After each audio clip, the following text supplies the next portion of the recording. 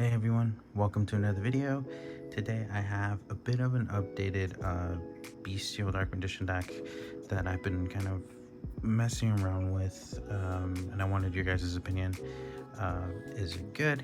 Is it bad? Does it even work? Do I need to take out cards? Should I put in more cards?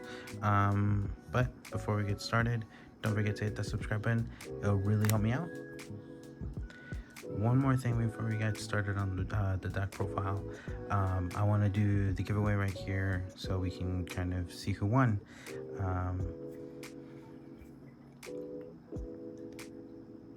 But yeah, congrats, Eggy Collector. I'm gonna be putting my email down in the description below so you can contact me and we'll get the shipping and everything all sorted out. But congrats on the 3 Ash Blossoms.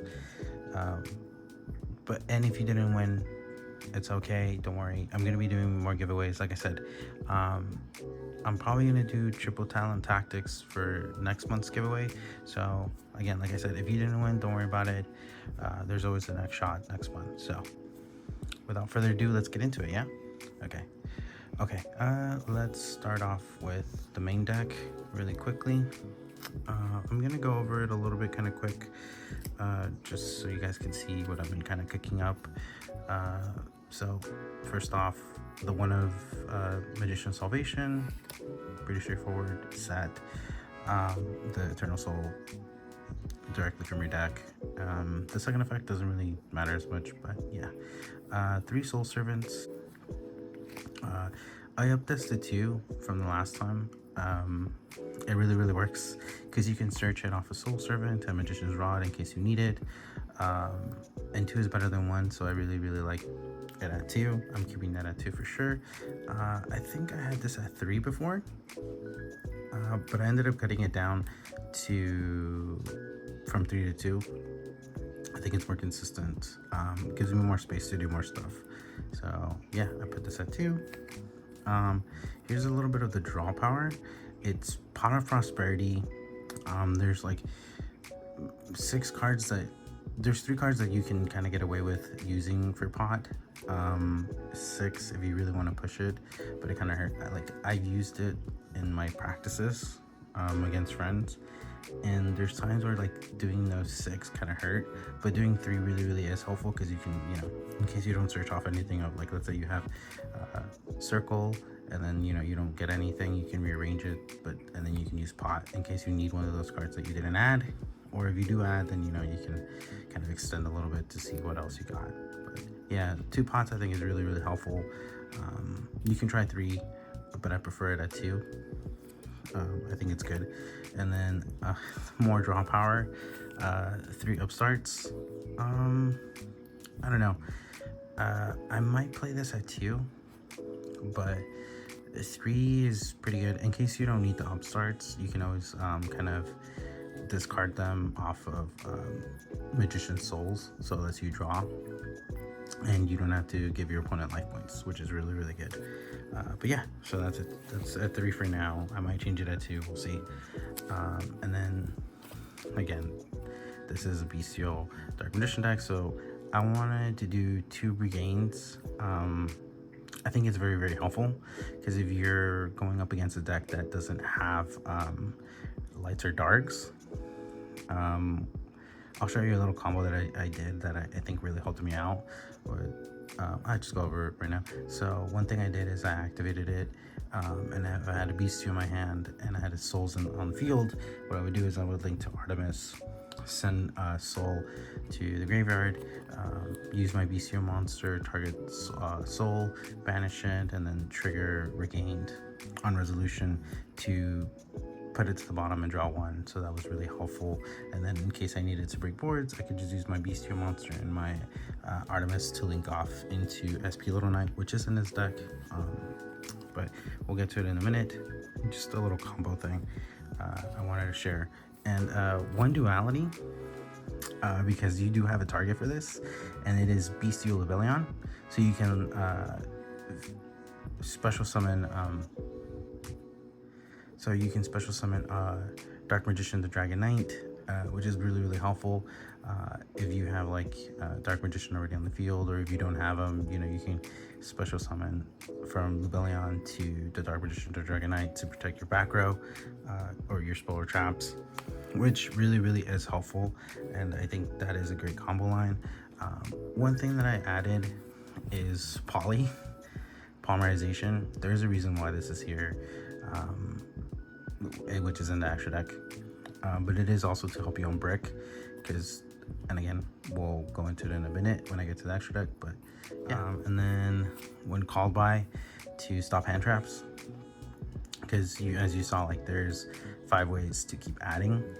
Well, there's multiple ways to add in this deck, so, you know, in case you get asked or you get drolled, you can call by if you're lucky. If you're not, then, you know, oh well. But it is helpful regardless, you know, because you can banish things in your opponent's graveyard that, you know, might trigger off in your turn, like Fire Kings, which is really helpful. So, because I know that is going to be a big deck going forward. So yeah, the one of Eternal Soul. This deck, I'll go over the number of how many cards are in this deck and why I put this at 1. But yeah, just the one of pretty self-explanatory monster reborn for Dark Magician. 3 hand traps. The only ones in this deck is Ash Blossom. It's still good, and I think it's going to continue to be good. You can kind of get this, you can replace this for Imprim if you want, to avoid triple talent tactics or even Joel. But I think Ash for now is, I think, a really good and solid choice for this format. 2 Bystial Lubellions. I might up this at 3, but for now it's at 2, which is why we have 1 duality, because, you know, you only have technically 1 target, which is Lubellion, to go into Dark Magician the Dragon Knight. But yeah, really good. And 2 Druisworm.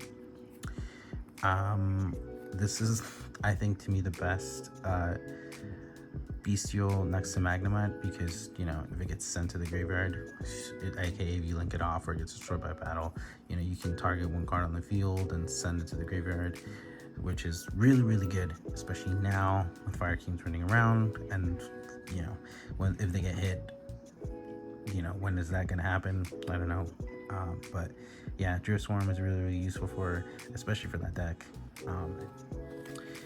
And whoops, got a little out of myself. And the one of, which is Magnemite, the Searcher, really good. That's really it. I don't really run the other Baldrake or Cernier. I don't think I would be able to run it in this deck. There's almost no point. Baldrake is good. It's not bad, but for now, this is kind of where I'm keeping it for now for the Beastials. I might add Baldrake, but I might have to take one of the upstarts out. We'll see. And then 2 Blazing Cartesias. It's the quick effects fusion monster, to be honest with you. I think it's really good, which is why I upped it to 2. But yeah, I think it's good. I'm gonna definitely keep this at 2. And then Fallen of Albaz, the one of discard 1, which could be an upstart, duality 2, right? And fusion summon. And guess what? If it did negate it, that's great, because then you can just special summon Blazing Cartesia and fusion. So that's really good. And then the 3 ofs, Rod, the Searcher of the deck for spell and traps. Pretty self-explanatory. And then 3 souls to dump and special from the graveyard or from the hand. I mostly summon from the hand, like I said, to do that combo piece of like Artemis, and then, you know, banish to special summon my bestial monster. So yeah, and then it also helps unbreak your hand if you have a lot of spells that you don't really need at the moment, so that is good too. And then the 3 ofs, Illusion of Chaos. I don't have pre-preparation of rights, so this is kind of, is it preparation of rights? I think it is preparation of rights. If I'm wrong, please correct me. This, you know, to search this, because if not, then this would be at 1 and you can just use those spell cards. But for now, this is a 3 of. I think it's really good at 3. And then if you don't need it, you can always send it with souls, so it's fine. if it's in the deck after you search. So another one of Timaeus, the United Dragon. Now that I have Cartesian here too, I don't know about this card, but it is kind of like a wait and see fusion. But I mean, you can still use Poly and the quick play spell. Where is it? Secrets of Dark Magic. To fuse off for Dragoon, which is still pretty good. But yeah, and then 2 Dark Magicians and then 1 Dark Magician Girl. Pretty standard, I think. You don't need to have 3 of these because this is really bricky if you have 3, and then you can't have more than, there's no point to have Girl at 3 either because you don't really need it. But yeah, this is the main deck. Sorry if I'm kind of going a little bit too long into it. Just want to kind of be like explain my choices, if that makes sense. Okay, so 2 Dragoons. I think it's fine at 2. You don't really need 3. I mean, you could do 3 and take some stuff out of the extra deck, but for now, 2 is fine. 2 Dark Magicians. Whoops, the lighting on it is kind of bad. Sorry. So 2 Dark Magicians. Pretty self-explanatory. You run a little spellcaster, so even Blazing Cartesian is spellcaster too, so you can use her to fuse off. So yeah, if you have Dark Magician or Dark Magician Girl, then you know, Dark Magician the Dragon Knight, the Beastial ability on target, or even just, you know, a fuse off with Fallen of Albas too. Then we also have Mystery on the Dragon Crown, which you can use this for Blazing Cartesia off of her effect, or even Timaeus as well. So you know, if you don't want a certain spellcaster or a dragon monster in your hand, you can't do much. I think this is a good answer to that. And then for Fire Kings too, I think this is really good because if they special summon off of them, this card's effect, you know, you can target one of the special summon monsters, banish that monster, also banish all monsters from the field with its same original type. So they're all the same, bye-bye. They all get banished, which is really good. And then Guardian Chimera, the reason I run Poly, you know, sometimes I'd say you put Magician's Fall on the field, they negate it, but you have Poly and 2 other monsters, then you can just, you know, fusion summon for Chimera, and now like you have a big body on the field. So I think this is really good, and it doesn't target for destruction, so that's also pretty helpful. Then we have the 1 Relinquish Enema for souls, in case you need to take something and it aligns well with it. So people still forget that this is a card. So if you summon it and they have something there, or if they have a monster here, then you can just summon this, right? Underworld Goddess or something. So still pretty good. It's one of the cards that you can kind of get rid of with Pot of Prosperity. Artemis, just to link off for souls, like I've mentioned before, you can get rid of this, one or the other. Then SP Little Knight. I know, expensive card, but it is very, very helpful in this deck because you can do more combos and more plays, and you can get rid of stuff too, even protection for yourself as well. If you don't need to, you know, they target Eternal Soul to destroy, then you can use SP, banish this, and banish the Dark Magician if you have one. Then, you know, summon them back on the end phase and trigger off Dark Magical Circle if you got it. Really, really good. Then Sky Striker Ace Azealia, you do run a lot of spells, as you saw, and it is 2 light or dark monsters, which you're gonna have a lot of, so it's very helpful. Then you got Celine, Queen of the Master Magicians. You do, again, run a lot of spells, so this is very helpful. Then we have Access Code, which you can also get rid of, because out of the playtesting that I didn't really go into access code as much, and if anything, I ended up sending it for cost on Prosperity. Just keep that in mind. And then Baron, because you can make level 10s. You can also get rid of this if you choose to, but it came up once or twice during my playtest. It's pretty good, not bad. And then lastly, Sky Typhon, or Superstar Slayer, sorry, Typhon. One of the best cards, I think, if you're playing against someone that really uses their extra deck. This comes in clutch. It's really helpful. Even during my playtest against my friend, this came up, and there was almost nothing they could do because they had really big monsters over 3,000, so it was really good. But yeah, this is pretty much the deck that I built. I am going to test it out at locals later, next week or probably this week. We'll see, but yeah, this is pretty much the build. I really like it. It's a little more consistent than it was before. Like I said, I might take an upstart off or two because the pots really help. But yeah, this is a 43 card deck, so keep that in mind.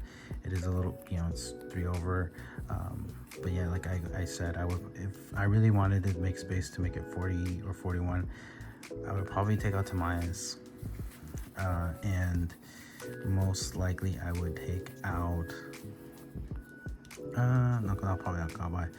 Poly, don't really need it as much, and you can do an upstart to make it at 40 exactly, or you can make it 41 and add Baldric. But yeah, if I really wanted to keep it at 40, I would probably keep these out, or even keep the Poly in and take out 2 upstarts just to have 1 upstart. But yeah, please let me know what you guys think about this deck profile. Is it good? Is it bad? I'm still working on it, so once I go into my locals and play this out, I will let you guys know. But yeah, this is as consistent as I could possibly get it to. I don't have a side yet because I'm still working on it. It might be the same as my Beastial runic deck profile. Yeah, but hope you guys enjoyed it. And again, congrats, Eggy Collector, on the 3 Ash Blossoms. I will see you guys on the next video. Hope you guys are having an amazing day. Thank you.